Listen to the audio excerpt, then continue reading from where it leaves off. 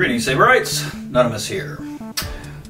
So if you've been on Facebook or any of the groups lately, a couple months ago you might have noticed a little bit of a drama between two companies. Ripper Blades, who make the flat, clear acrylic blades that are reminiscent of the Darksaber, and a new company, Kyberlight, which has been making modular lightsaber hilts and are getting into blades recently. The accusation is that Kyberlight remolded or recast, as it is said, the blades of Ripper Blade. So that night I went out and I bought one off of each site. Full disclosure, I paid full price. I didn't communicate with either of the owners other than to complete my order. I think I did mention that I would do a video on it, so that's about all of the information that they had. Anyway, so I ordered both of them. Waited a little bit to get the Ripper Blade, then I got the Kyberlight.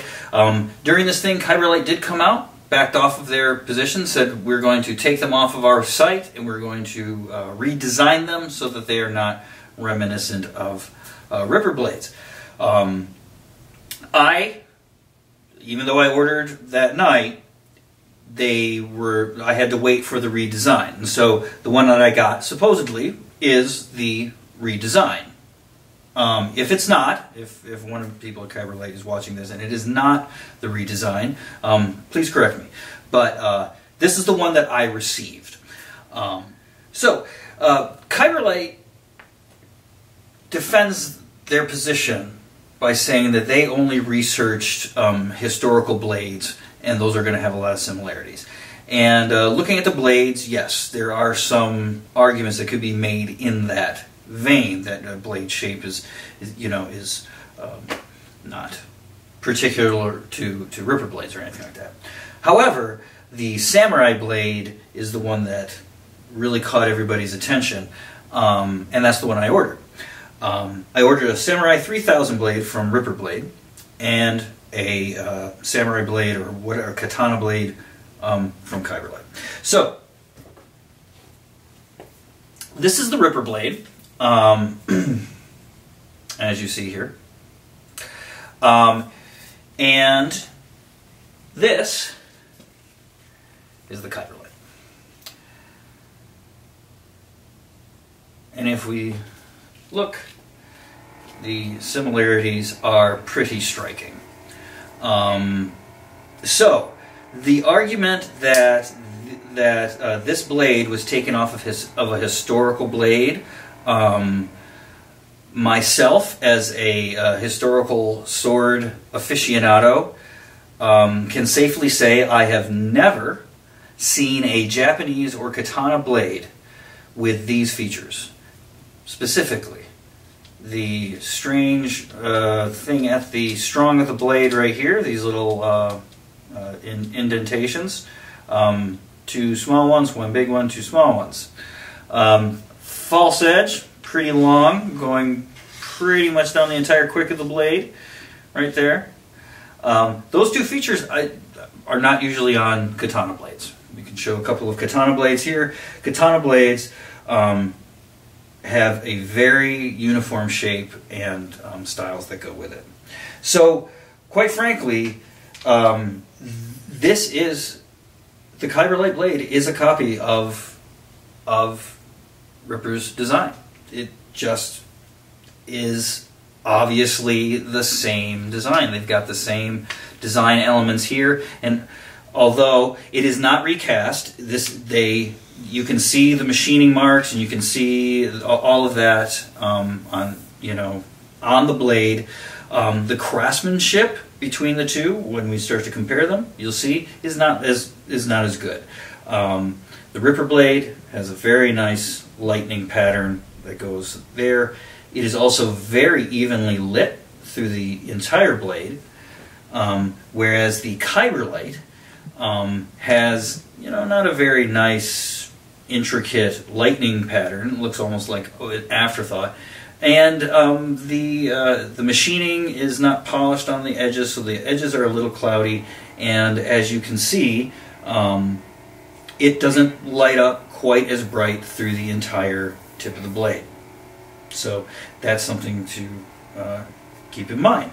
Also, the stock, the thickness of these blades, the Ripper Blade is a little bit thicker than the Kyberlight. It's also more substantial. It feels better as far as a thing. The Kyberlight feels a little like you could almost snap it pretty good with your bare hands. I don't think you necessarily could. It just kind of feels that way in comparison to the other one there.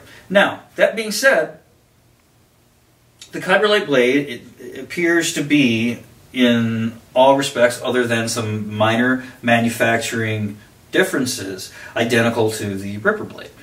So if you're looking for an affordable option, this is an affordable option to the Ripper Blade.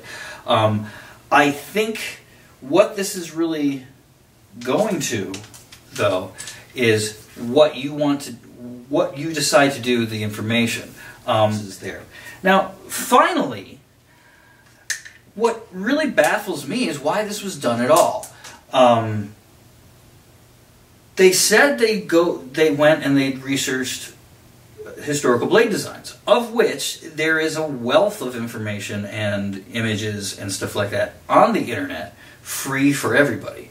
It would not be a big deal to take any one of those blades. And if you want something a little crazy, you can either add design features to a blade, or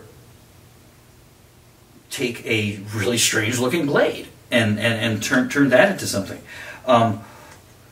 But specifically these design features, like I said, I've never seen them on a real sword. This, to me, this just screams Ripper Blade, or lightsaber blade, or whatever we want to call these acrylic blades now, these dark saber blades.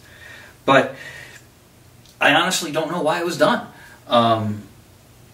Just take this out, make it one big long katana blade without the false edge and without this. Boom, there you go. It's done, and it's less work. So I'm just a little baffled why it was done. Now, on the other hand, this is something that we have to expect in this community, and as this community grows, and as the popularity of Star Wars and all that stuff goes, just like with furniture. Designer furniture that is prohibitively expensive for most people has cheap bargain knockoffs that you can get at Art Van, right? They change just enough design features and just enough this, that, and the other to get away from just a full-on reproduction or counterfeit. But as it stands right now, these two blades are, like I said, almost identical. Now, again, I don't know what the legality is here. I don't know that there's anything necessarily wrong with this if Ripper Blades has not trademarked this specific design. So there you go. Like I said, this happens in every industry out there. You can see all of that happening.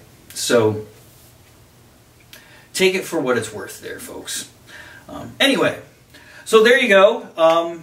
Not exactly positive news on the front or anything like that, but an interesting development all the same. So, as you're out there, buyer beware. Remember that do your shopping around and make your decisions, on that information. It might not matter to you that this is just a blatant copy of this, right? It's cheaper, and it's not as nice. Right? So, well, what's the big deal? I know there's a lot of people who might feel that way. But another thing I would say to all artists out there working, if you have a unique design like this, trademark it, or, in some way get a patent on it, get it into your stable, right? So that you can at least refer to it, even if you don't necessarily want to get money out of people for it. It's just good business sense. Anyway, so there you go. Ripper Blades. Ripper off blades. it's your choice, right? They're both for show, they're not for combat, so durability and all of those things doesn't really come into it. It's really up to you where you go. But I don't think it's really controversial to say that these two blades have the exact same profile, with minor differences. So there you go. All right, until next time, have a great day. Happy sabering.